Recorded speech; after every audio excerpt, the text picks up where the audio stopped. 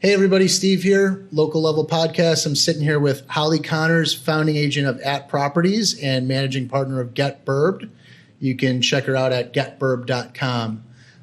Since 2015, she's been a top volume earner, meaning she sells over $30 million annually, Northwest Suburban real estate. So there's some other things here that I can cite off, but you can check it out online. Suffice it to say that she's an amazing real estate agent. And we're here to hear her story. So thanks a lot for coming on. Thanks for having me. This is very cool. I appreciate it. I've been doing this all day. I've had coffee, a Red Bull, so I'm over-caffeinated. Good. So we'll Smells like Red Bull in here. We'll see where it takes us. Good. We'll see where it takes us. So we'll start it off the way that I said. You told me you were a nerd for the market. I am a nerd. It's true. It's true. So, I mean, like, why is having a deep understanding of the market and the trends so important to what you do? So I believe firmly that real estate is math-based. I don't believe in emotional purchases in that way. It's for most people their largest purchase they'll ever make in their career or in their life. So making that decision based on an emotional feeling, I think, is inappropriate, quite frankly. Irresponsible. Yeah. So the decision has to be based on math. What are the market trends? What's happening with absorption rate? What does month supply of inventory look like? What do the comps look like over not just 6 months, but 24 months or 5 years? What are the schools like? Is this a voucher program? Do the schools feed from the location? There's so many moving parts that it's really important that you know the big picture. Right. Yeah. Well, I mean, besides the obvious, I mean, you have to know what you're talking about. People are looking for an authority. Yeah. If they're buying or selling anything. So you have, all these stats. I read all this stuff on your website. I mean, it's you're at the top of the top, So Yeah. How did you get there? What are the qualities in somebody that does what you do that allows you to be so far ahead of the other people? Figuring out how to fail well. Good answer. Right? So not just failing with the intent to fail, but failing with the intent to try and realizing your mistakes. Yeah. I fail way more than I succeed. And I think taking those failures and turning them into something positive is why I am where I am. I started this business thinking that this could be emotional and I could bond with my clients and all of those great emotional things would be fabulous. We'd sing Kumbaya and, we'd hug it out. Right. And that does still happen. That's definitely still a part of my business. But I think knowing the math, knowing how this transaction actually happens and the nitty-gritty, boring details are incredibly impactful to how I am where I am. Yeah. Well, those are the things that people want an authority for. Yeah, sure. So that's that makes perfect sense to me. It's like hiring a dentist to deliver a baby, sort of. Like you want a realtor who knows how to sell real estate or how to help you buy. Yeah. You don't really need a dentist to deliver a baby. It's close, still a doctor, not quite the right situation. It's the wrong though. letters. Yeah. Wrong letters. Yeah.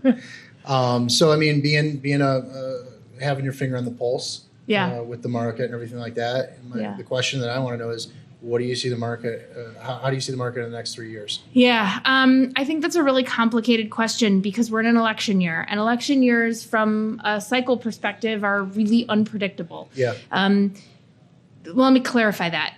Traditionally, after the first 4 years of a president in the last several elections, we can assume that president will maintain their position. Mm-hmm. I think this particular election is going to be questionable at best. So we're unsure of what's going to happen. Consumer confidence isn't at its height. So how do we move forward and what is the market going to look like? I'm predicting somewhat of a leveling out. The market is still moving. There is still real estate that is selling. People do need to buy and sell property. But I think we're going to see a shift in decision making and how those decisions are being made. I think it's going to be very much based on how the younger group, younger than me, maybe in their 30s or 20s, they make decisions with so much more research involved and everything so accessible to them that they don't need somebody to tell them what the Case-Shiller index looks like. They can research it and understand it themselves. And then they need someone to explain in a deeper way how that impacts them in the future. Gotcha. Yeah. Yeah. So, I mean, like, for somebody that knows nothing about real estate, okay, and I'm coming into this this relationship with, trying to find a real estate agent that's going to kind of suit me and all that. How do you explain all this stuff in a way that is understandable? I think the elephant one bite at a time. How does that work? So you have to understand the client first. So you have to know what the client likes, what they don't like, what makes them happy, what do they do for a living, where's their knowledge base, how much do they know about the market. Mm-hmm. Those pieces are going to help me create a strategy on how we converse about the market. Do you understand what absorption rate means? Do you understand what inventory means? Do you know what you want in a house? What are your 5-year goals, your 7-year goals, your 10-year goals? Because if you come to me and say, I want to buy a house, my first question is going to be, great. What kind of house do you want? Right. And is this a 5, 10, or 20-year decision? You might think it's a 20-year decision, but I have to prepare you for a 5-year decision. The idea that a consumer is going to stay there for 30 years, it's not a thing anymore. So explaining these things to the consumer so that they have a full knowledge helps them make the best decision for them. Gotcha. Yeah, understanding your customer. You just have to know. Yeah. So what's the process? I mean, a lot of times, because I've been in sales, sometimes when you over-explain things, you turn people off. It's boring. So boring. It's like it's just information overload. They're not even with you anymore. And when you have so many moving parts, there's so many different parts of the real estate process. When somebody's a first-time home buyer, sure, they're going on Google, whatever. They're looking at all these different things. Information overload. By the time they get to you, what are the things that you do to simplify the process for them, but at the same time demonstrating that you do know what you're talking about and you're reliable? Yeah. How does that work? So demonstrating that I know what I'm talking about, I think, comes with just working together. I mean, having basic conversation like this, it just happens. When you go to see 15 houses in a row, it's very easy for me to point out specifically in this hyper-local market, what does galvanized plumbing mean? It's a very easy conversation. How does that impact you? Do you want an overhead sewer? The reality of dumbing down, I don't like that. I think most people are very smart and they just need a little bit of education to understand. Yeah. So if we go see a property, for example, that is a 4-bedroom, 3-bath with a 2-car garage, but it's in a neighborhood where the schools don't necessarily have the financial structure that the neighboring town has, we need to have a conversation about that. What does that mean for you from an ROI perspective in the future? What is your return there? That's where the consumer has to make that decision. Got it. So, I mean, you're a salesperson, but you're also an advocate. I think that's why I am where I am, is because I don't believe that my job is to sell the consumer something. I really don't. I believe my responsibility is to give the buyer the best piece of information they have. I can possibly give them. I think on the seller side, when representing a seller, my job is to turn that home into a product that's very sellable. Yeah.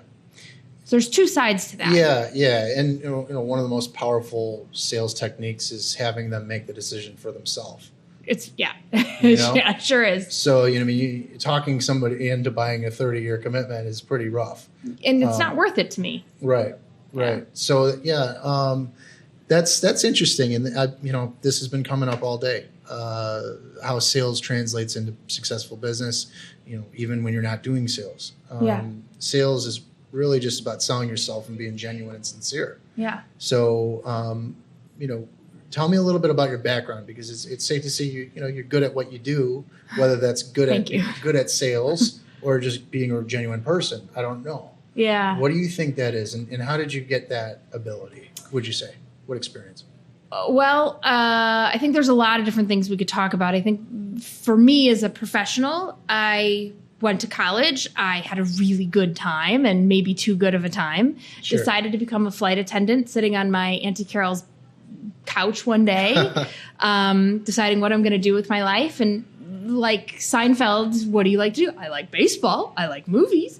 I like travel. She said, okay, all right, you should be a flight attendant. So I applied everywhere I could possibly apply to be a flight attendant. I got hired by a large local Chicago company. Gotcha. And decided to apply to be what's called a purser. That's the first flight attendant. So became the first flight attendant, flew internationally all over the world, had a great time. Yeah. 9/11 happened, and I was what's called furlough in the airline industry, or laid off. Yeah. got a job working at a hardware store selling paint. Wow, that's a big shift. The market had shifted. There was no income. I was on my own. Money. You had to make money. Yeah. Met a guy. He bought a house, a condo in the city in Lincoln Park. Mm-hmm. I saw what the agent did, what the realtor did, how she interacted, and I felt like I could do the job better. Wow. So I went out and got a real estate license, found an ad on Craigslist for 2 guys looking for a real estate assistant. They were getting ready to leave one brokerage and start a new brokerage. They hired me pretty quickly, same day. Just green. You didn't go. No idea. No nothing? clue what I was doing. No idea. Hadn't even taken my state exam yet. Just took off the class. Of charisma. They hired me, and that's the end of the story. I've been with At Properties ever since. It's almost 20 years. Well, that's the beginning of the story. I suppose.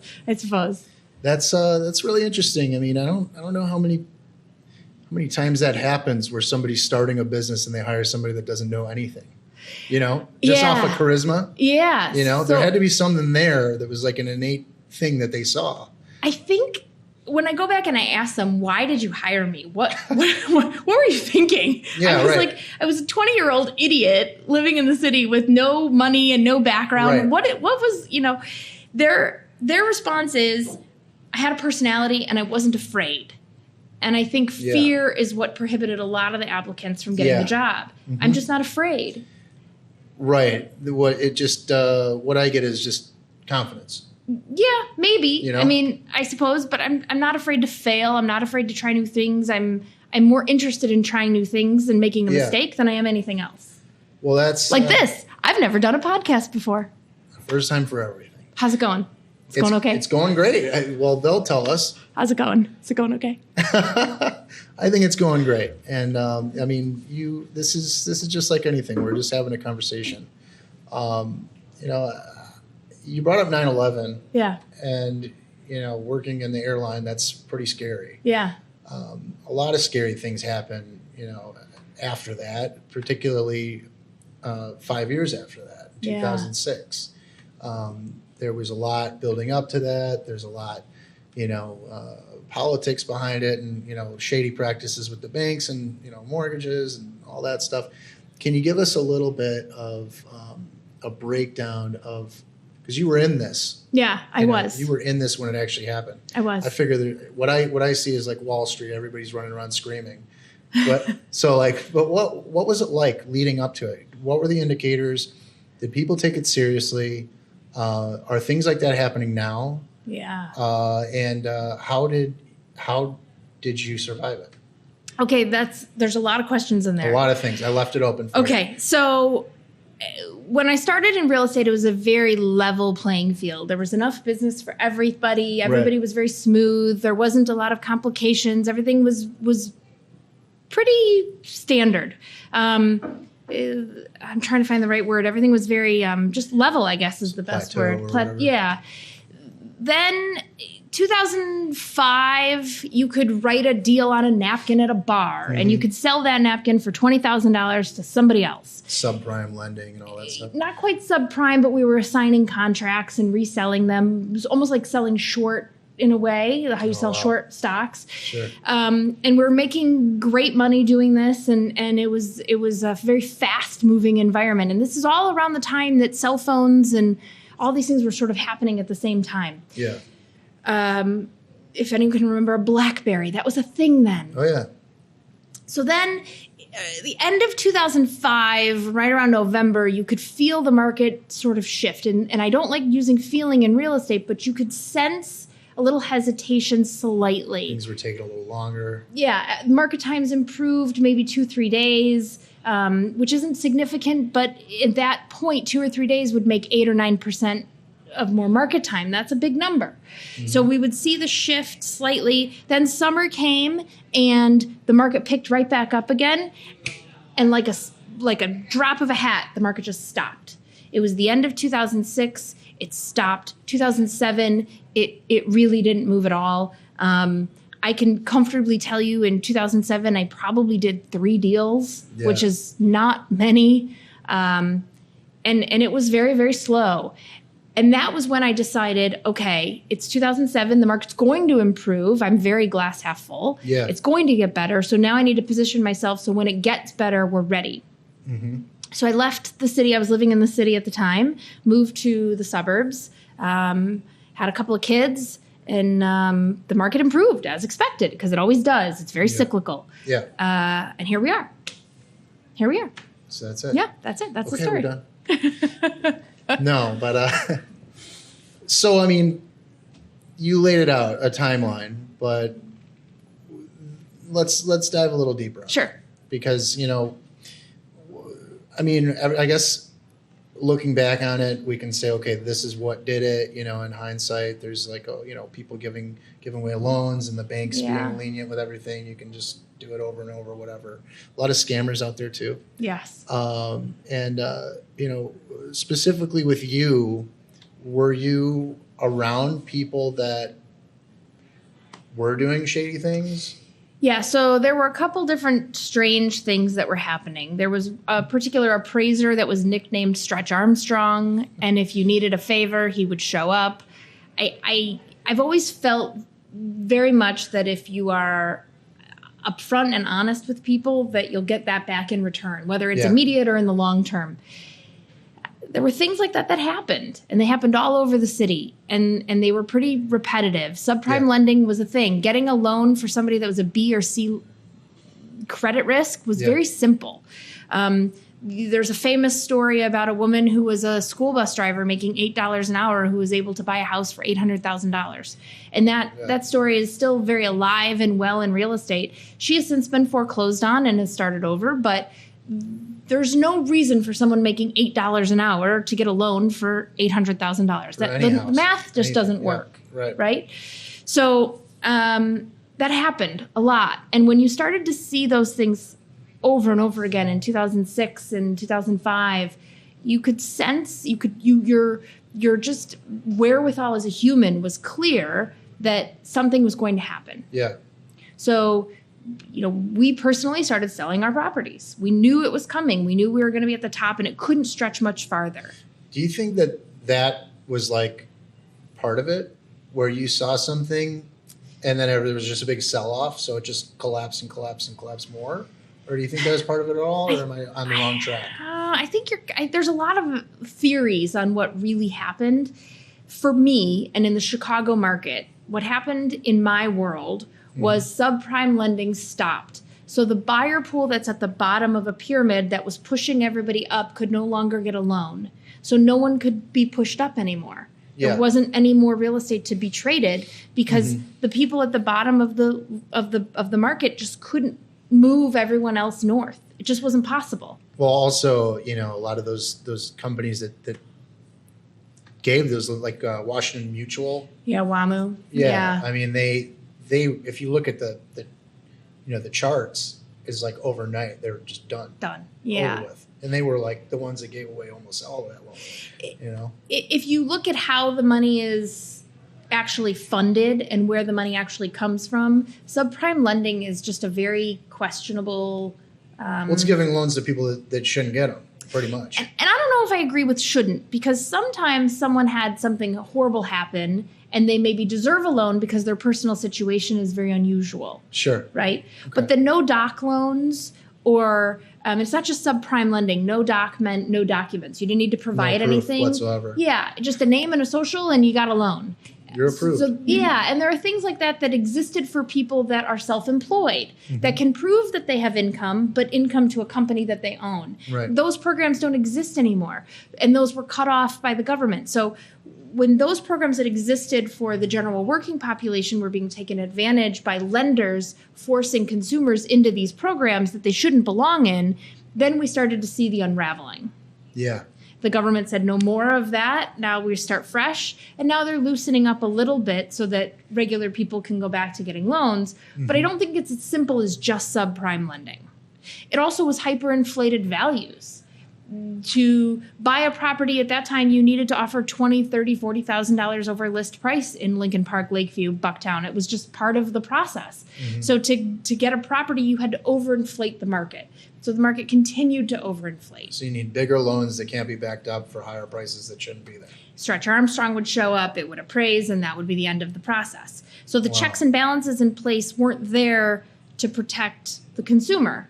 And you have to decide, do you sit on the side of the fence that says the government's going to protect you or you're going to protect yourself? You have to make that decision. That's a political choice that I don't think this podcast is meant for. But if you decide that the government was supposed to protect you and it should have stopped all of this, they failed you. If you decide that the banks failed and greed won, that also failed. Greed didn't win here. Yeah. Yeah, I mean, there's always a debate on whether government should be more involved or less. And, it really depends on what side of the table you're sitting on for whatever you're doing. Yeah. That's some, politics. We can go all day, but and Stretch Armstrong, if you're there, I still know who you are. Not a threat. No. But yeah, no, I mean, it's a scary thing because everybody wants that money. Everybody wants it to be good for them now. Yeah. And they don't think about what's going to happen 5 years from now or 10 years from now. And there is that instant gratification type of thing that drives you. So you don't really care and you'll be blind to a problem. So do you think that we're maybe doing something similar to that right now? Do you see anything that might indicate that? Because there's a lot of people on both sides of the fence that say that it could just keep going. The market's going to be great. Don't worry about it. Look over here. Yeah. Or is it really good? I mean, what are you thinking based on what experience you have? The market has been relatively stable and balanced. So if we look at the data points and we talk about how the market has been moving and how it's been shifting, we can comfortably say that it's been in a general upward swing, and it's been relatively balanced based on weather. Now, the Chicago market is very weather-based. So most markets would say, yeah, we break in the spring. For us, the spring means when the weather changes, and this year that was April. Yeah. So we may not see that market shift until April. We can't say that it's after the Super Bowl. That's not a thing. The market this year broke in April. It continued through about August, September-ish, and now it's balanced all over again. We're at the exact level of month supply of inventory and absorption rate of where we need to be in a traditionally balanced market. And that's appropriate. We're at about a 4.5 month supply of inventory. So month supply of inventory is a national indicator of how much inventory is actually in the marketplace. Yeah. And it takes into account demand and people actually physically looking at property. Those numbers should be at about a 6 month supply. 4.5 is just under balanced. It's perfect. Mm-hmm. Yeah. So it's a healthy thing then. Healthy. We're healthy right now.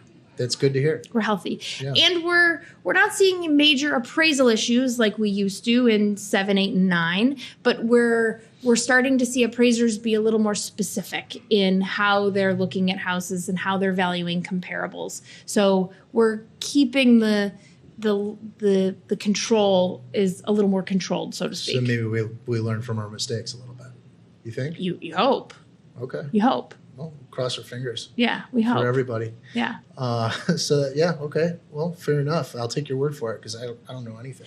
And that's what I'm it is. just a guy. That's what it is in my market, right? Yeah. So nationally, I can't say that for every specific market, but in my market, the suburbs of Chicago, that's what we're seeing. Yeah. Well, it sounds good. I mean, I can see your chart there, and it looks like it's like a step.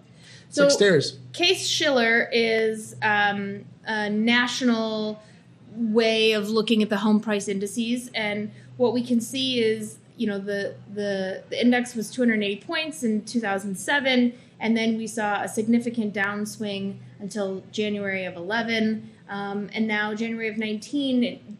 From roughly January 2011, we were at about 110 points. We're now at about 135 points in Chicago, so it's a pretty level motion. It's not dramatic. Fair enough. Yeah.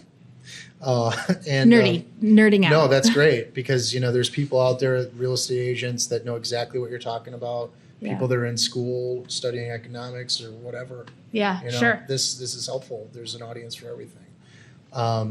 I wanted to switch audiences right now for people that maybe are thinking about the future or what they're doing, in real estate, because just like anything, there's a new generation of people that have been in the business since it's been good. Yeah, and they haven't seen, the collapse and what can actually happen, which is great. But, there has to be some sort of escape plan, something to, survive if something were to happen again, because you never know.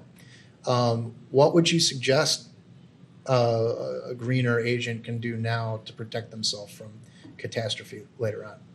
So if you're a new agent getting into the market, I always recommend at least 3 months of reserves to support yourself and an additional 3 months of reserves to support your own business, because you're a business owner as a realtor. You're not just a person with a 1099 working at a brokerage. I run a business. My business happens to run inside of At Properties, but I run a business. And having the reserves to support your company is important. Now, real estate, the overhead is much less than a restaurant, for example. But the cost of running a business, paper is an expense, printing is an expense, signage is an expense, professional photos are an expense. All of these things are expenses that you need to be prepared for. I find, or something that I think is really important in a down market, spending more on marketing. Most people spend more on marketing in a up market because they have more cash flow. And I completely disagree with that analogy. I think you spend more on marketing in a down market so that you can improve in an upper market your more brand awareness. I think that's important. So if you're a new agent and you're just starting out and you don't have any deals yet, don't worry. They will come. You have to know what you're talking about, learn the market, study the market, go to open houses, learn about what makes something sell. Go see a broker's open tour and see what it closes for and determine if you were relatively accurate in how that moved.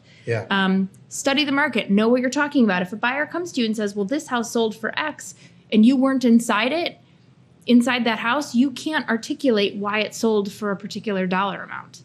You have to know the inventory. You have to know the market. And you have to be prepared for a market shifting up and a market shifting down. Real estate is no longer real estate. It's more like the stock market. It shifts on a day-to-day basis. It's not a 30-year decision for most people anymore. Yeah, that's interesting. It's interesting how something that people kind of feel like has always been there and always will be there, which it will be. The actual property is only, there's only so many acres. But, the way that it's sold and the business behind it can be approached in so many different ways. You were talking, when we were talking on the phone, about how you have you're shaking up kind of the way that you're approaching advertising. And the strategy that you're taking is buyer first. Which is interesting because when you explain it, it makes perfect sense. Right? Thanks. But it's not something that people do. Can you explain to the audience what that means by advertising buyers? Sure. So history in real estate, since we've been measuring real estate in the early 1900s, we've always marketed listings. We've always talked about product that's available for sale. We've never marketed the consumer. And I think that there's a huge hole in the market where there's a buyer pool that needs to be matched with a property, but they can't find what they want. So I think there's an incredible opportunity to take buyer A, couple A, and buyer B and market them as potential buyers for a property that's not yet marketed. A great example of that might be, let's use the initials R&J. R&J is, they are a couple with 3 kids that live in a particular school district, and they want a 4-bedroom, 3.5-bath colonial in that same school district. What's out there right now in the pocket market, in the public market, it doesn't exist for them. So how do I recreate that? Well, I could knock on every door in the neighborhood, or I could market them like I would a listing. I would market them as buyers, put them on social media, send out postcards about them. There's a way to market the consumer as a potential buyer for the house. And someone might be considering selling. And they may call me and say, I was thinking about selling it. Looks like you have a buyer that matches. Let's get them in to see the property. Yeah. Then it becomes a traditional transaction. But I believe that there's an opportunity to change how real estate has been done. I think that it's been practiced roughly the same way for so many years that there's a way to make it better. Yeah. I believe in making it always better. Yeah. Yeah. And I mean, Thad Wong, who I adore and is probably one of the most brilliant marketing minds of our time, in my opinion, hands down. He said several years ago that if it's not broken, break it and make it better. That is his exact quote. And I believe that. I love it. Yeah. I believe that. Break it and make it better. Because just because it's working now doesn't mean it's going to work in 5 years. Yeah. Yeah. It's always changing. And, getting the edge is not doing what everybody else is doing. I mean, always think different. Yeah. I mean, Steve Jobs said it, right? Yeah. Do something different. If you're the same as everyone else, what makes you hireable? Why would someone want to work with you? You're just the same. Yeah. Yeah. And that's funny. I bring up Steve Jobs and everybody has the same phone. Oh. Everybody's the same now. It always comes back around. So, buyer first. Okay. So, what you're doing is you're turning it on its end. You're just, you're shuffling the deck a little bit. You're shaking it up. Yeah. So you can say, okay, hey, you want to sell this? I have all these people lined up. Right. In my stable of connections. Sure.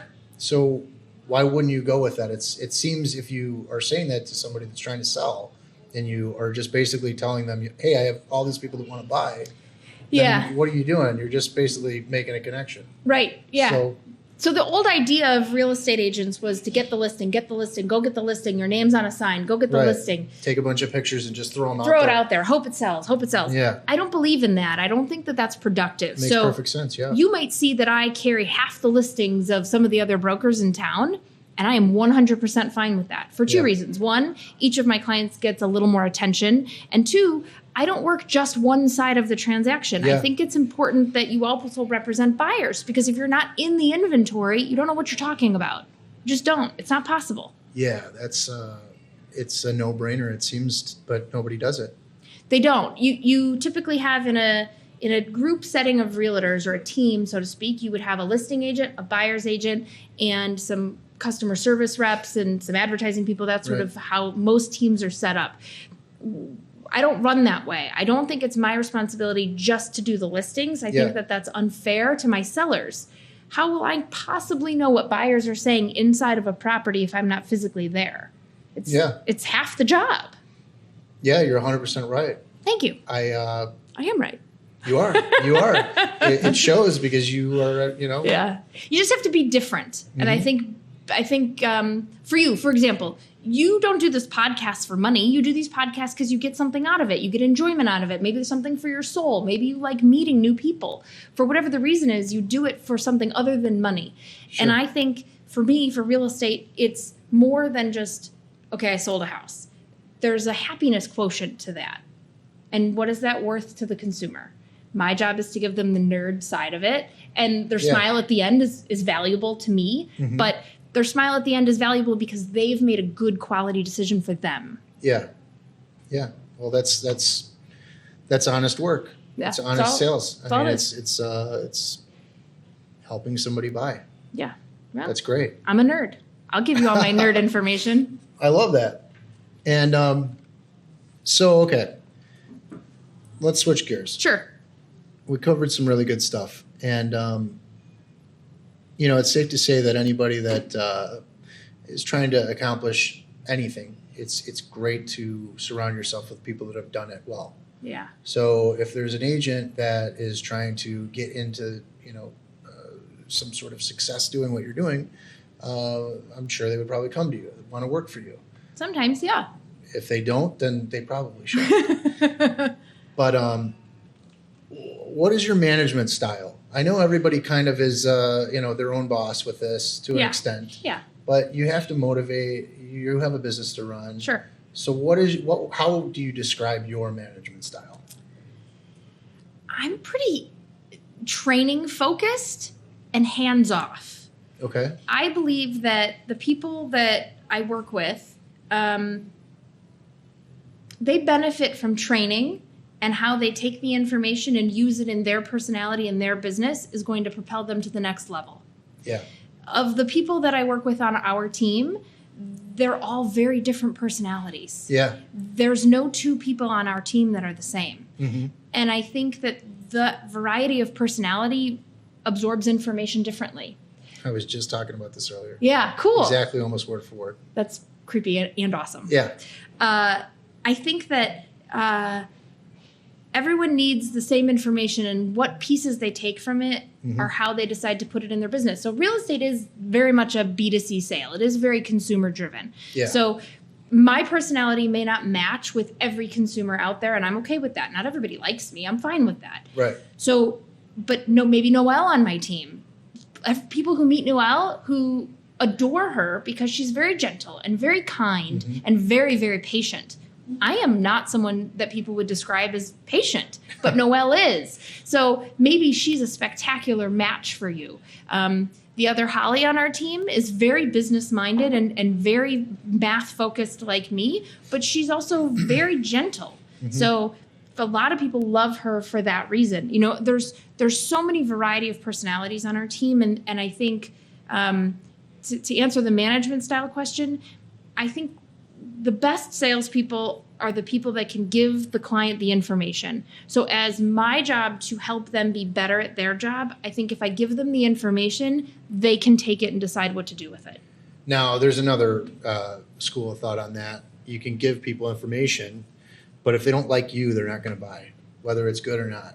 Well, you're asking me about employees. You're not necessarily asking me about consumers, right? Okay. So from an employee perspective, if they don't like my information, there's no reason for them to work with me. For an employee. Yeah, Gotcha. why would they? Okay. Yeah. And we don't really call them employees. We're kind of all just a team. We really do scratch each other's backs. Yeah.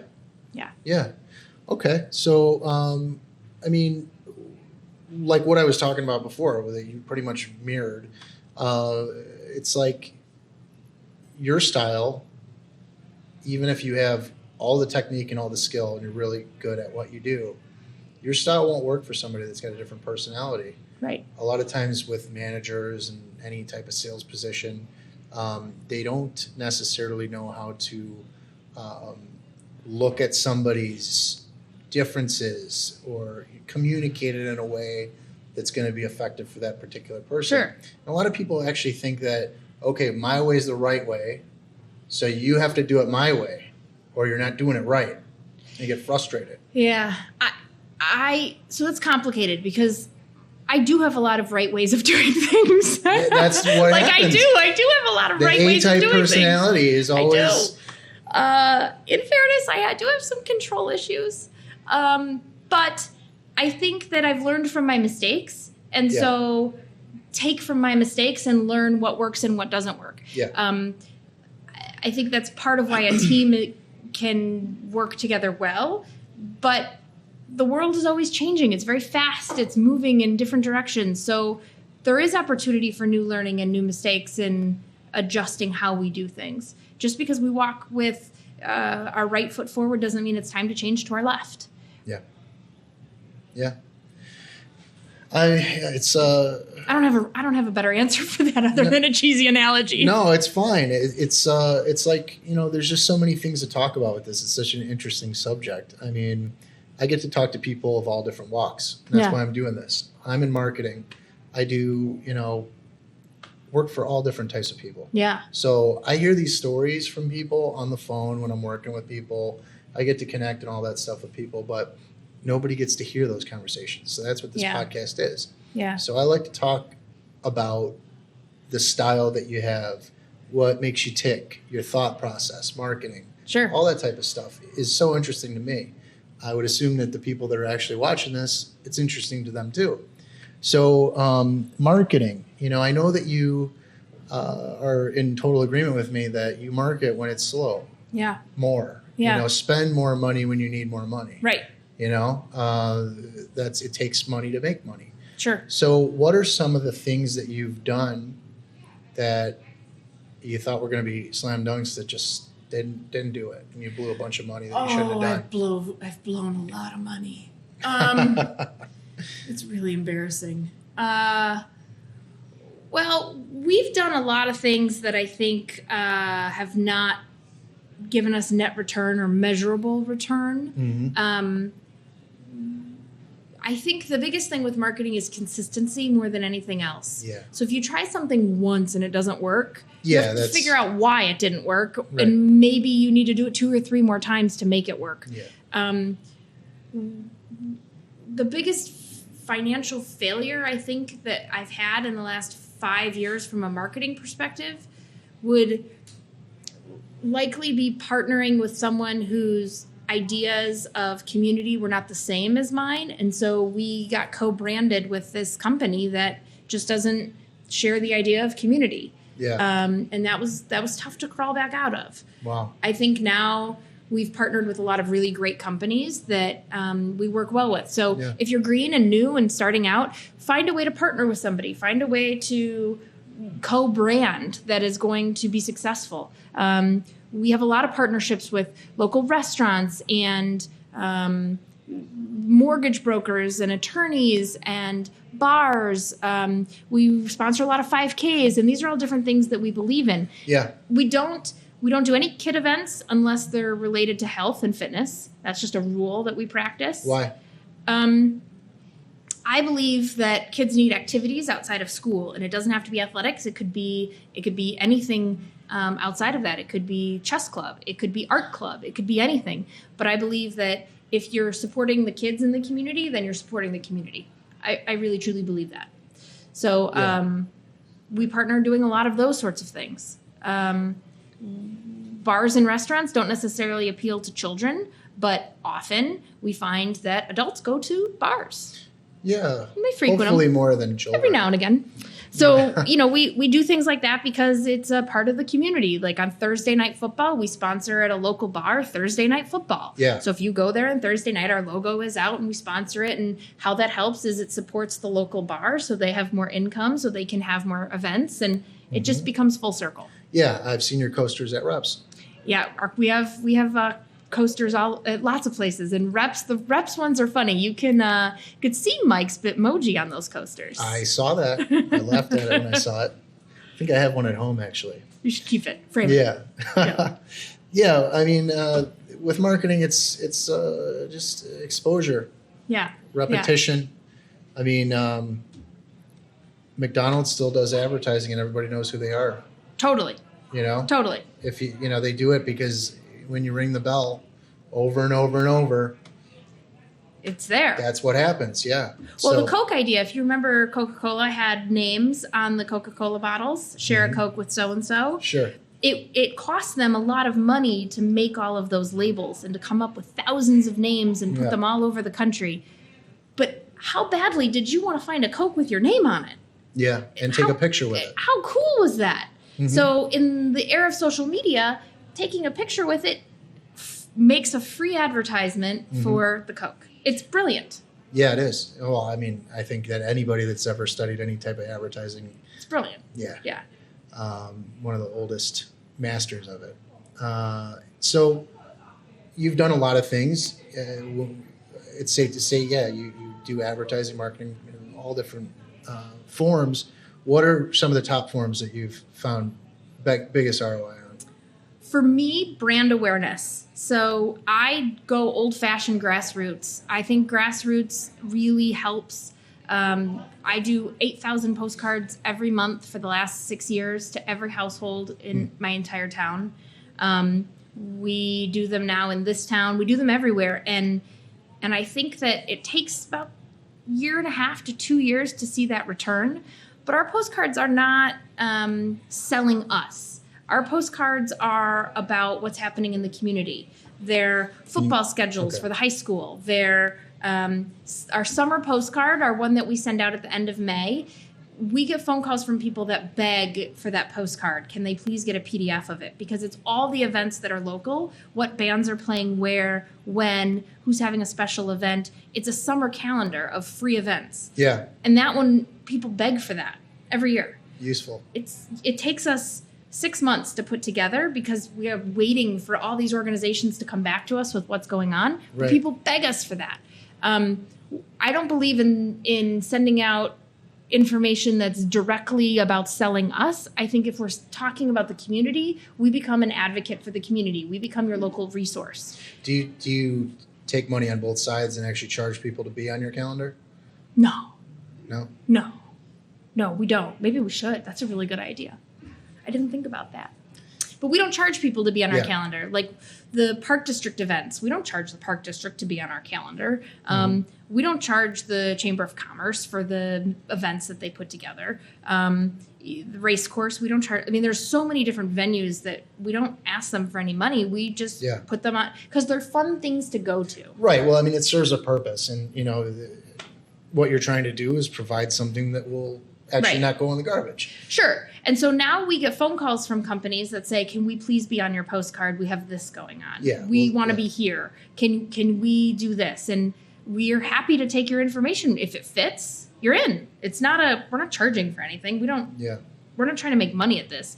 I believe firmly that if you're a resource to the consumer, they will come and find you. Mm-hmm. And our phone rings because we're a resource. You need a plumber? I got a guy. You need a roofer? I got a guy. You want to know where kids eat free on Tuesday? Call me. We have a list. Go to our website. It's there. I mean, just find us. Well, we have stuff. Michelin stars is a good example. Yeah, right. I mean, that's... Yeah, it's a great example. Yeah. So, go and do it. Yeah, we just do it. Yeah, that's awesome. I love that. And, I would probably charge for it. But... I'll keep that in mind. Yeah, but... we do charge our partners to support our client party, which is very cool every year. Yeah, well, I mean, if you're selling all the how many millions? This year we'll do about 75 million. That's it? That's it. All right, yeah. Well, you got to break 100 if you're going to be on this show. Yeah, I'll get there. Don't worry. But it's great stuff. We've done 45 minutes already, and I feel like there's a million. That was fast. Yeah, there's a million other things that we could talk about. And your phone's blowing up. You got lots of people to talk to. This thing never stops. But I want to leave with a couple other things. So sure. Let's see. So the main thing that I wanted to ask you at the end, I think we touched on this really briefly. What do you think about real estate gurus online that have the secrets for success? There's no secrets in real estate. It's that simple. Short answer. There's no secrets in real estate. Anyone who tells you the secret to real estate is this, they're full of it. There's no such thing. Real estate is so open book. Every piece of information you could ever possibly imagine is online. There's no such thing. There's no secrets. You either know what you're talking about or you don't. And if somebody's charging you for information in that way, they're not your friend. Yeah. You don't need their information. Find it elsewhere. Right. Now, what's the best way to find that information? I mean, I know the reflex is probably call me, but... Yeah. No, not always. I mean, you can call any local broker, any local realtor who's done maybe 30 deals in their last 10 years. They'll be able to tell you what's going on. They'll be able to tell you what's happening. They'll have some pulse on the market. And if you're not happy with that answer, find another broker. Now, should you shop around for brokers? 100% yes. I think everybody should meet with multiple brokers. Get second, third, and fourth opinions? Real estate is a lot like seeing a doctor. If you go to one doctor and they say you have disease A, you're going to go see another doctor to decide if that's true. Before they start cutting. Yeah, right. If you meet with a realtor and the realtor says the price is X, that's one broker's opinion. That's just one person's opinion. Right. If you meet with 5 brokers, you will get 5 different pricing opinions. And you don't know anybody's intention, really. No. So in our industry, we have something that we call buy the listing. So if you're meeting with a broker to hire for sale, you might find that 3 brokers will tell you the price is $1 million and 2 brokers might tell you $850. Are the 2 brokers trying to make a fast sale, or is the math actually there? And that's why when we meet with sellers, we give them the math. We think that's important. So what would be on your mind if somebody gave you that $850 price when 5 other people gave you $1 million? Yeah. What would you be thinking if that happened? You're trying to undersell me. That would be my initial reaction. But if you look at the math and you look at the comparables and you look at what the demand looks like and you think about the time of year and the weather and all the other moving parts in real estate, you'll get a sense of what the reality is. But what would be the motivation to sell it for less? Oh, I think you're looking at it backwards. Okay. I don't think the realtor's trying to sell it for less.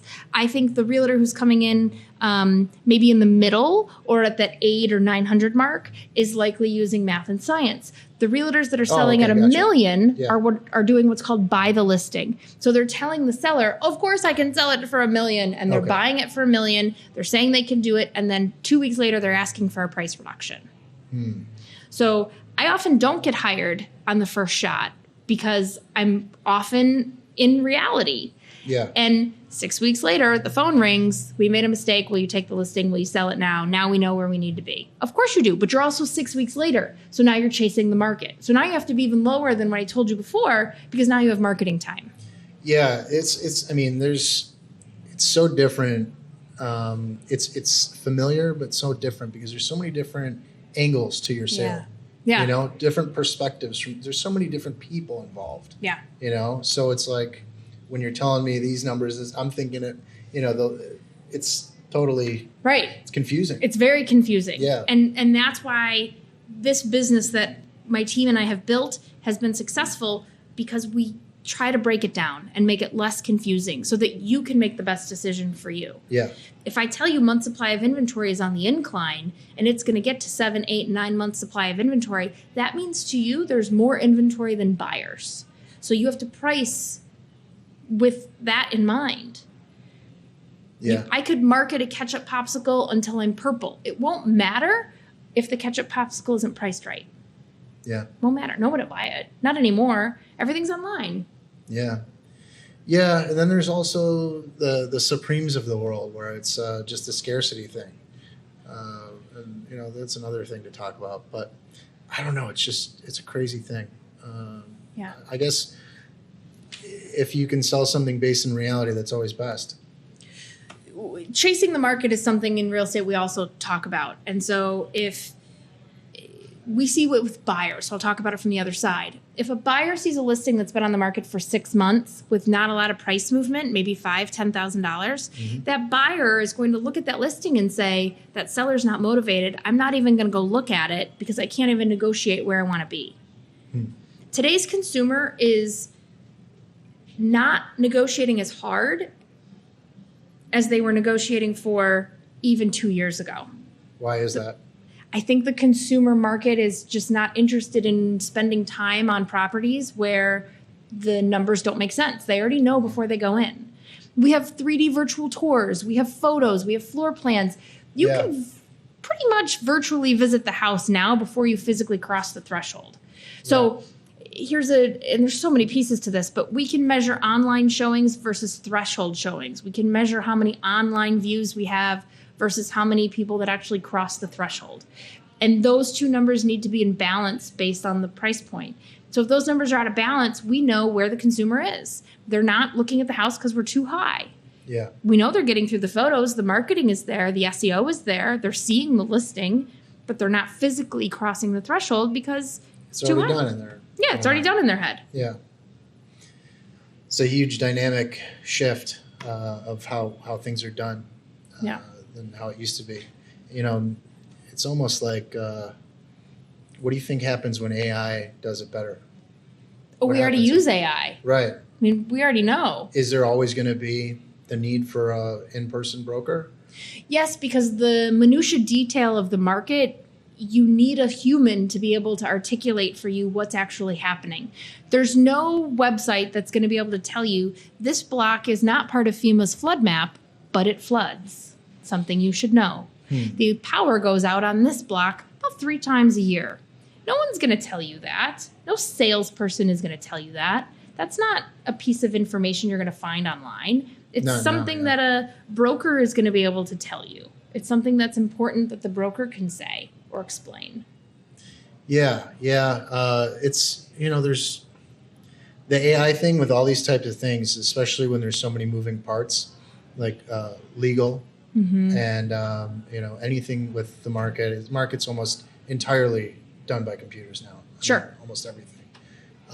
So even with what I do with pricing ads and doing web design and all that type of stuff, it's on its way out. Yeah. But yeah, I don't know. What do you think is going to happen in 10 years? How is your job going to be much different? I think about that a lot, actually. How do we need to shift and change so that we're ready for the next 6 months, year, 5 years, 10 years? I think that AI is going to play a big role in knowing how buyers are using the internet to find their properties. But what's happening in the market right now, specifically in my market, is realtors are taking the listings back. So no longer broadcasting them out loud on major networks. We're now using private networks to market the listings to other brokers before we market them to the general consumer population. Yeah. So if you want some of the good stuff, you have to partner with a quality broker who knows where the good stuff is before it comes on. Yeah. So my team, we use a lot of AI to figure out who's getting ready to sell before they know. Mm-hmm. We know before they do. Well, Google can tell you where you're going to be 6 months from now with like 99% accuracy, like exactly at a time. Yeah. And it's true, and you can see it. It's creepy and awesome. Insane. Yeah, it's awesome if you're okay with that. Yeah, I mean, and if you have a phone, you have to be okay with it. You don't have a lot of choices there. Right. They're listening to us right now. They should be. Not just through these. I think using the AI as the salesperson is helpful so I know what's happening. But for the consumer, it's also helpful because we can forecast what you're going to want. Yeah. Yeah, that's scary. But it's awesome. I mean, it's going to hopefully make your job easier, but make the process more transparent because it'll be across the board. There's a lot less room for screwing people around. There's not a lot of room for error anymore.